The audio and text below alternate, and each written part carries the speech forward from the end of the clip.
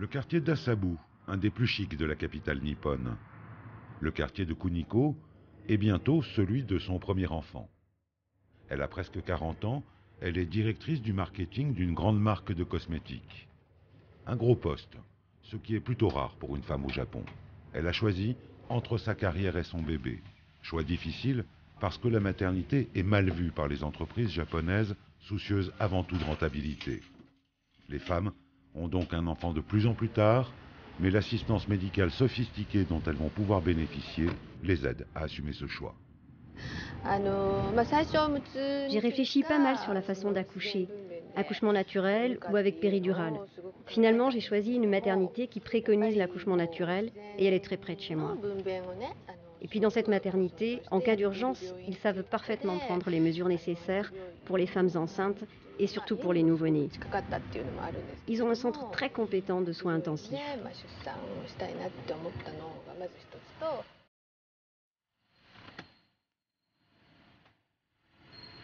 Kuniko est très méthodique, très organisée. Pas question pour elle de prendre le moindre risque pour son bébé.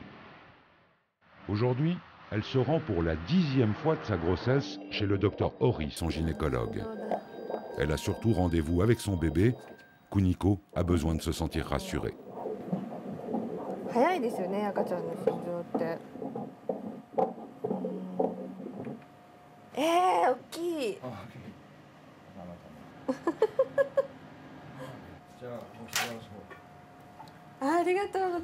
À terme, Kuniko aura subi 14 échographies. 2 seulement seront prises en charge par une aide de la ville. Mais son gynécologue n'hésite jamais. Il propose systématiquement de commencer sa consultation par une écho. Bon, c'est fini. Alors si vous êtes enrhumé ou autre chose, vous pouvez revenir me voir. Et puis si possible, accoucher le mardi soir. Oui, c'est sûr. Et c'est vous qui serez là. Et c'est ça, essayez d'accoucher après 8 heures le mardi. Après 8 heures, j'espère que ça va marcher. Enfin, c'est pas trop grave. En tout cas, appelez-moi dès qu'il sera né. À 90 € la consultation, 256 l'analyse de sang non remboursée, le budget grossesse de Kuniko s'arrondit aussi vite que son ventre. Ça n'est pas un problème pour le docteur Hori. Pour lui, c'est la sous-médicalisation qui est dangereuse. Autrefois, tout le monde savait que pendant un accouchement, on côtoyait la mort. Mais maintenant, personne n'en est conscient. Alors dès qu'il se passe quelque chose, c'est la panique. Consulter une sage-femme, accoucher chez elle, c'est dangereux parce qu'elles n'ont pas le droit de faire des actes médicaux. Si je dis ça, je vais me faire gronder. Mais les gens qui veulent accoucher comme ça, ce sont en général des gens qui ont des idées assez arrêtées. Et alors, il y a toutes sortes d'erreurs. Enfin, ce ne sont peut-être pas des erreurs, mais il y a des fois où le bébé ne veut pas sortir. Et à tous les coups, si le bébé meurt, eh bien il meurt à l'hôpital parce que c'est trop tard. Les inquiétudes du docteur Hori sont peut-être un peu excessives. Le Japon possède l'un des taux de mortalité infantile les plus bas du monde. Peut-être un peu grâce au yoga de préparation à l'accouchement très répandu. En fait, le vrai problème au Japon est ailleurs. On l'appelle la grève des ventres. À peine un enfant par couple. La population japonaise vieillit et diminue. Les raisons en sont souvent économiques. L'éducation d'un enfant coûte très cher et prive leur mère de ressources. Alors, les Japonaises font le choix de ne pas avoir d'enfants ou bien le plus tard possible. Je ne m'inquiète pas trop pour l'instant. Je ne suis pas toute jeune, mais parmi mes amies, il y en a beaucoup qui ont accouché après 35 ans. Elles me donnent diverses informations et je ne garde que les bonnes. C'est vrai que j'ai un peu peur, mais comme c'est la première fois, je suis très curieuse de faire cette expérience. Alors plutôt que d'angoisser, j'essaie de profiter. Si je surmonte cette douleur, après, j'aurai le sentiment d'accomplissement.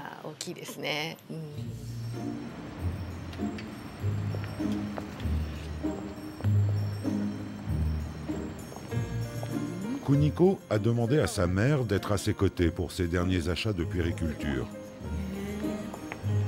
Madame Yanagi n'a pas hésité à franchir les 400 km qui la séparent de Tokyo. En réalité, la future grand-mère n'a pas fait le trajet dans le seul but d'aider sa fille à choisir une poussette dernier cri, même si elles valent parfois plus de 2000 €. Elle s'inscrit en fait dans la plus pure tradition japonaise. L'arrivée d'un enfant est exclusivement une histoire de femme.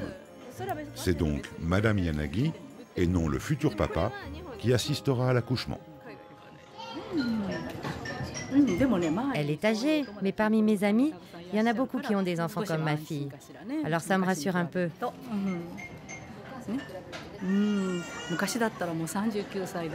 Autrefois, à 39 ans, on renonçait à avoir des enfants. C'est vrai, c'était comme ça pour nous les Japonaises. Je ne connais personne qui a accouché à 39 ans. Aujourd'hui, c'est devenu normal. On dit qu'à 35 ans, c'est trop tôt.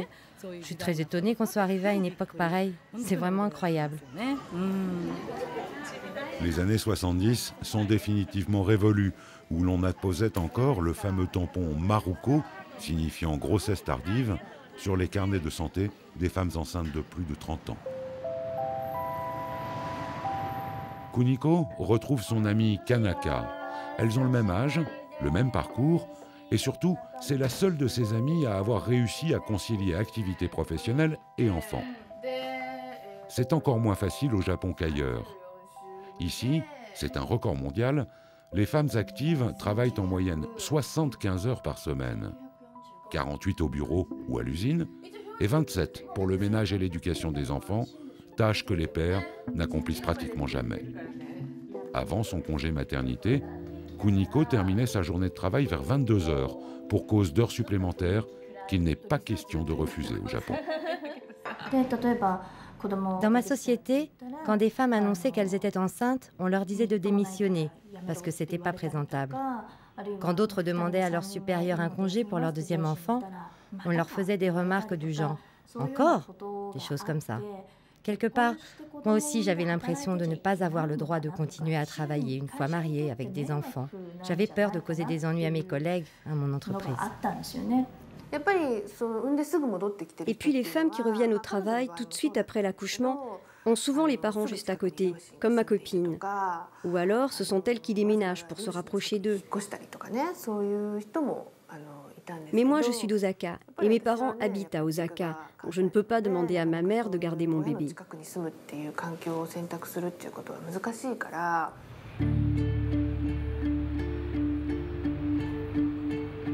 La nuit dernière, Kuniko est entrée à la clinique. Elle n'a presque pas dormi. Madame Yanagi est venue d'Osaka très tôt ce matin.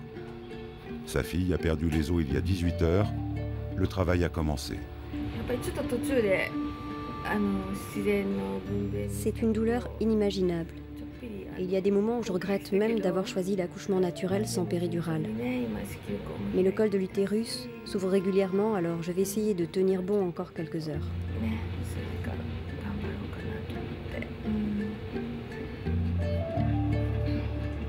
Kuniko n'est pas dans une salle de travail traditionnelle.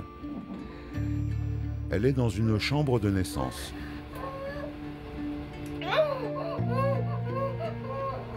Individuelle, joliment aménagée, mais équipée comme un véritable bloc obstétrical. À mon époque, pour les médecins et pour les sages-femmes, c'était normal que ça fasse mal. C'était normal que ça soit douloureux, comme s'ils pensaient qu'on ne peut pas accoucher s'il n'y a pas de douleur. Alors ils nous disaient « Pas encore, continuez à supporter. » C'était normal de souffrir. Ça recommence? Tu as mal? Les temps ont bien changé. Il n'est plus question de courir le moindre risque. Une sage-femme est là en permanence, l'obstétricien passe régulièrement et il y a un chirurgien de garde. Toujours pas de péridurale, mais surmédicalisation oblige, les actes se multiplient.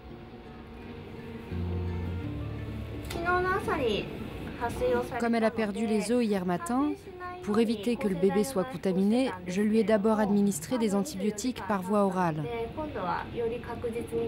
Mais maintenant, comme ça fait 24 heures, je l'ai mis sous perfusion, parce que c'est plus sûr pour protéger le bébé.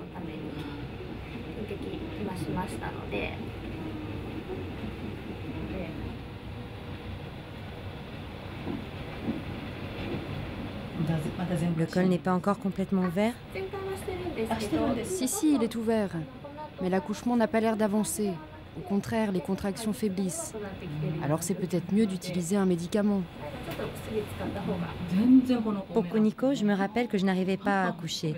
Et le docteur me donnait des gifles en me disant « Réveillez-vous, accouchez !» Le docteur et la sage-femme, tous les deux, ils me donnaient des gifles.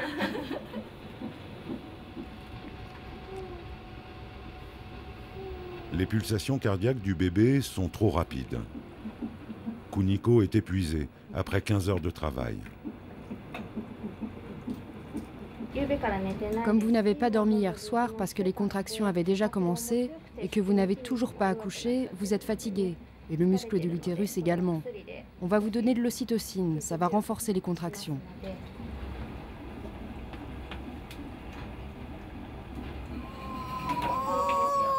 Trois heures plus tard, c'est la délivrance. La chambre est devenue un véritable petit hôpital avec son personnel au grand complet. Allez, c'est bien, continuez. C'est bien, ça va aller. Expirez bien.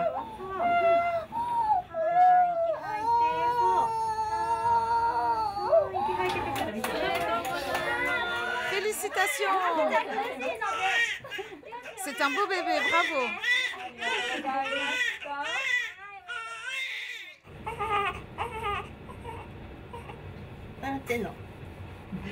C'est fini, tout va bien.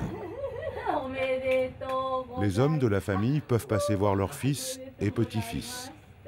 Oh, pas bien longtemps. La naissance est affaire de femmes au Japon.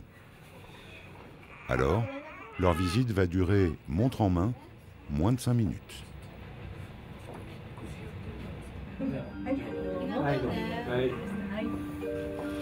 Pendant les 5 jours qui viennent, le seul homme qui tiendra compagnie à Kuniko, ce sera Yu, 3,6 kg, en pleine forme. Kuniko va rester 5 jours dans cette clinique de luxe où elle a réservé pour plusieurs milliers d'euros non remboursés tous les soins possibles et imaginables.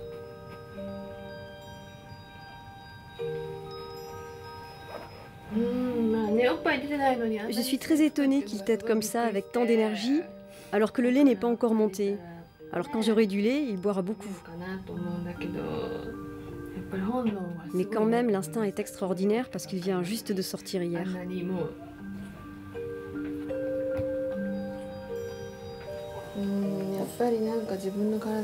Et puis, il est comme une partie de moi-même. J'étais émue. Il est sorti enfin. Ouais. Bonjour mon bébé. Kuniko le sait, ces moments seront fugitifs. La loi japonaise prévoit bien 7 semaines de congé post-natal, mais comme beaucoup de nouvelles mères, elle ne les prendra pas entièrement. Son bureau l'attend.